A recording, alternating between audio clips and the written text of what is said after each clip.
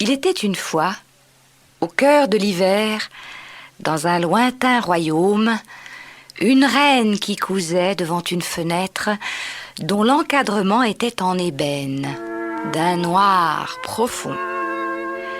Tandis qu'elle regardait les flocons de neige tomber, elle se piqua avec son aiguille et 3 gouttes de sang tombèrent dans la neige. « Ah !» soupira la reine. « Si seulement je pouvais avoir un enfant aux cheveux noirs comme de l'ébène, à la bouche rouge comme le sang et au teint blanc comme la neige. » Et quelques mois plus tard, la reine mit au monde une petite fille aux cheveux noirs comme de l'ébène, à la bouche rouge comme le sang et au teint blanc comme la neige. Pour ces raisons, on lui donna le nom de Blanche-Neige. Mais hélas, peu après la naissance de l'enfant, la reine tomba malade et mourut. Le roi se remaria avec une femme très belle, mais tellement orgueilleuse et jalouse qu'elle ne supportait pas de voir une femme plus belle qu'elle. La nouvelle reine possédait un miroir magique qu'elle interrogeait chaque jour. « Miroir, ô mon beau miroir, qui est la plus belle de tout le royaume ?» lui demandait-elle. Et le miroir répondait « Majesté, c'est vous qui êtes la plus belle de tout le royaume. » Les années passaient, Blanche-Neige grandissait et devenait toujours plus belle. La reine interrogeait sans cesse son miroir magique pour savoir qui était la plus belle de toutes. Et un jour, le miroir lui dit « Majesté, vous êtes très belle, mais Blanche-Neige est 1000 fois plus belle que vous. » La reine savait que le miroir ne mentait pas. Blanche-Neige était devenue plus belle qu'elle. Folle de jalousie, elle fit venir un chasseur et lui dit « Tu conduiras Blanche-Neige dans la forêt et tu la tueras. Puis, tu me rapporteras son foie et ses poumons. Ainsi, je serai certaine que tu m'as obéi et que Blanche-Neige est bien morte. » Le chasseur emmena Blanche-Neige dans la forêt. Mais lorsqu'il leva son grand couteau pour la tuer, la jeune fille se mit à pleurer. « Je t'en prie, laisse-moi la vie sauve. Je m'enfuirai dans la forêt. Je ne reviendrai jamais. La reine n'en saura rien, » lui dit-elle. Le chasseur eut pitié de Blanche-Neige et il la laissa s'enfuir. Il captura et tua une jeune biche à sa place. Puis rapporta son foie et ses poumons à la reine pour lui prouver qu'il avait obéi. Celle-ci les fit cuisiner avec du sel et les mangea. Pendant ce temps, Blanche-Neige courait au milieu des arbres menaçants. Elle s'écorchait aux épines et voyait sauter devant elle des bêtes sauvages qui la frôlaient, mais ne lui faisaient aucun mal. La nuit allait tomber et Blanche-Neige était morte de fatigue. Soudain, elle aperçut une petite maison au milieu d'une clairière. Comme la porte n'était pas fermée, elle entra. À l'intérieur, tout était si petit qu'on aurait dit une maison de poupée. Au milieu, une petite table était recouverte d'une jolie nappe blanche. Sur la nappe étaient soigneusement disposées 7 petites assiettes, 7 petites cuillères, 7 petits couteaux, 7 petites fourchettes et 7 petits gobelets.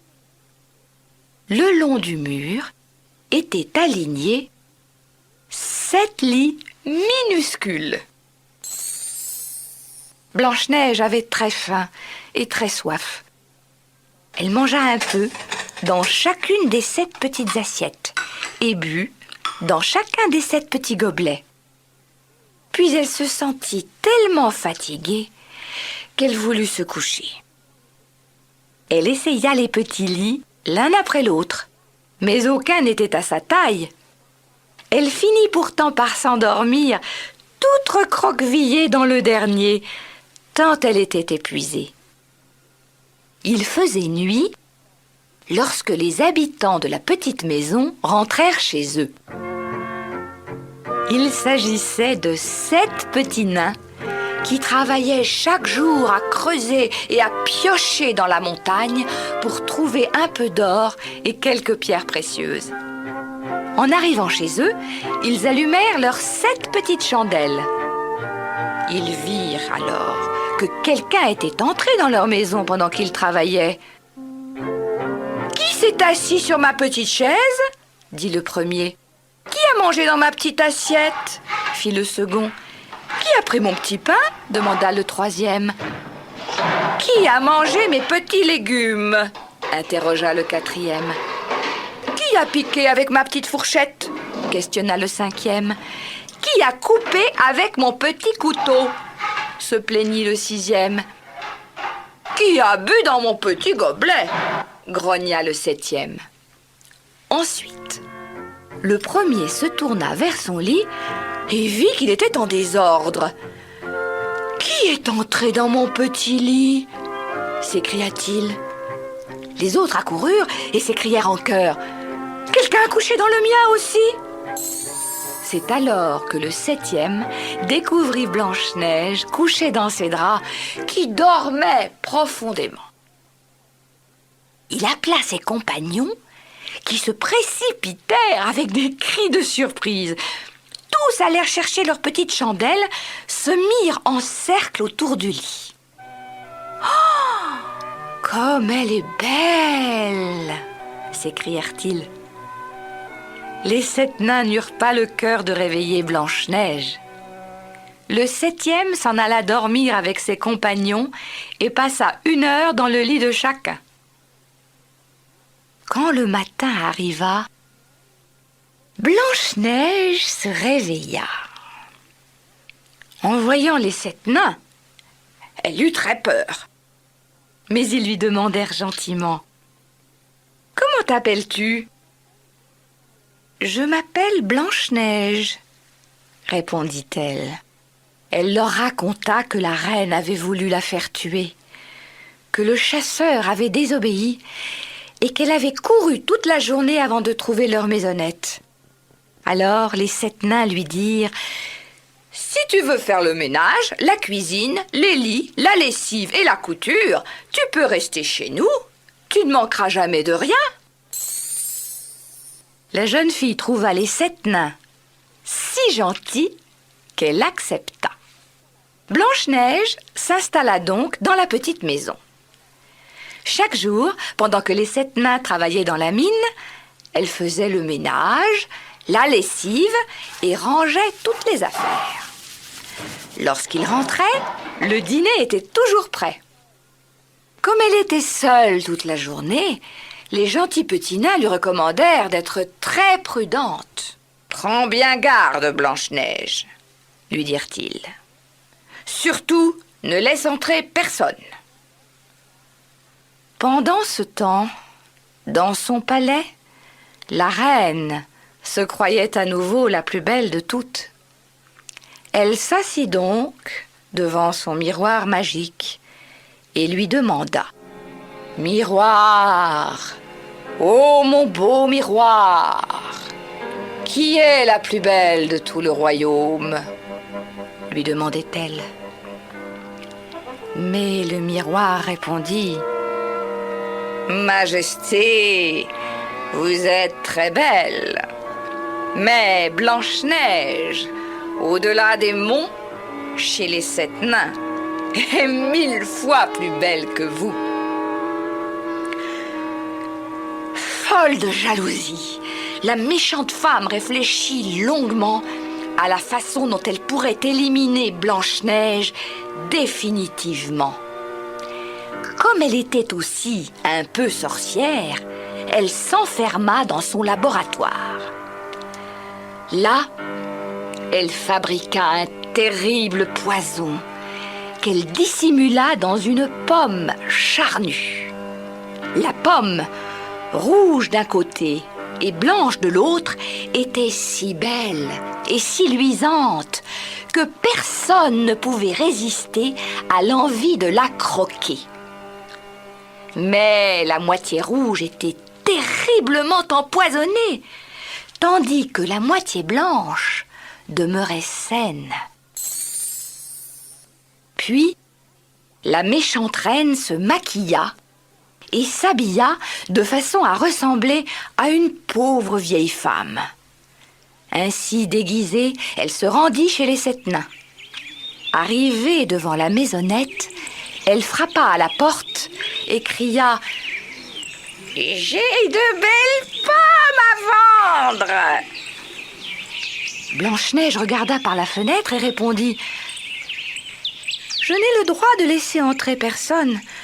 Les 7 nains me l'ont défendu. »« Tu as bien le droit de regarder, » dit la fausse marchande. « Vois-tu cette belle pomme ? C'est la seule qui me reste. Je n'ai pas réussi à la vendre. Tiens, j'ai une idée. Partageons-la. Je te donnerai la plus belle part, celle qui est bien rouge. Et moi, je mangerai la blanche. » Voyant la vieille femme croquer de si bon appétit dans son morceau de pomme, Blanche-Neige ne put résister. Elle prit l'autre moitié, celle qui était empoisonnée, et la mangea. Elle avait à peine avalé la première bouchée qu'elle tomba sur le plancher, morte. La reine, satisfaite, éclata d'un rire cruel et partit en courant.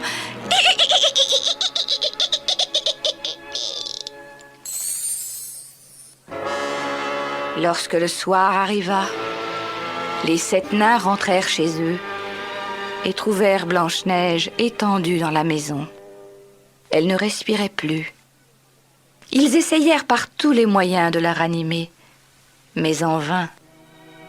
Alors ils comprirent qu'elle était vraiment morte. Ils la pleurèrent 3 jours entiers. Chaque jour, des bêtes sauvages venaient pleurer la jeune fille avec eux. Mais un beau matin, un prince qui gravissait la montagne aperçut Blanche-Neige dans son cercueil. Il s'approcha et la trouva si belle qu'il en tomba éperdument amoureux. « Laissez-moi emporter le cercueil, » demanda-t-il aux 7 nains. « Je vous donnerai tout ce que vous voudrez. » Tout d'abord, les nains refusèrent. Puis, ils lui contèrent toute l'histoire de Blanche-Neige. Et ils furent tellement émus par la tristesse du prince qu'ils finirent par accepter de lui confier leur ami.